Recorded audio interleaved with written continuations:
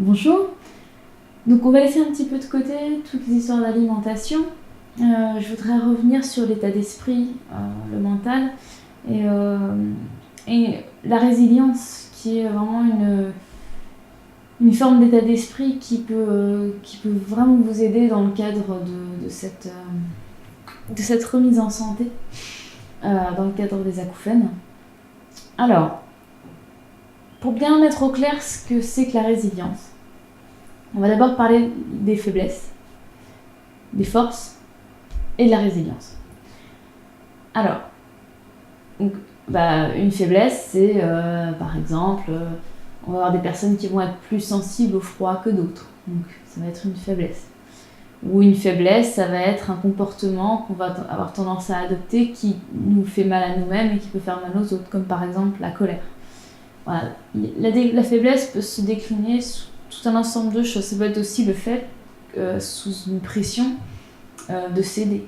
Sous une pression de se laisser complètement aller, partir dans la tristesse et ne plus se relever. Donc, les faiblesses peuvent être déclinées sous un grand nombre de choses. Tout le monde en a. On a tous nos faiblesses. Et souvent, à l'opposé de la faiblesse, on va placer la force, ce qui n'est pas tout à fait exact à mon sens. C'est-à-dire que la force, ça va être cette faculté à résister. Donc, par exemple, quelqu'un qui va être mis dans le grand froid, il va tenir face au froid. Voilà. Ou quelqu'un face à quelque chose de très dur, un événement très dur, il va afficher ce qu'on appelle la force. Donc il va être là, il va tenir, il va pas pleurer, il va résister. Alors, ce type de force, donc c'est vraiment celle qu'on admet au sens le plus commun, est à mon sens une force qui peut faire du tort, qui souvent fait du tort. D'ailleurs, on parle souvent l'homme doit être fort. Je parle pas au sens humain, je parle vraiment homme-femme. Donc l'homme il doit être fort, etc., etc.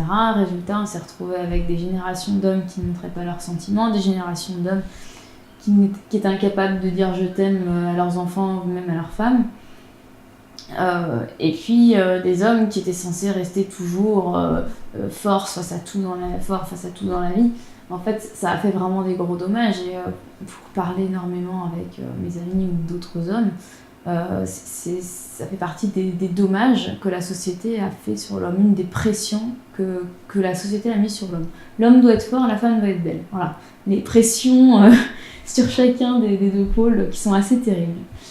Alors moi, à l'opposé des faiblesses, attention, ce n'est pas péjoratif une faiblesse. C'est normal d'avoir des faiblesses. Voilà. Je tiens bien à préciser ça. On a tous nos faiblesses.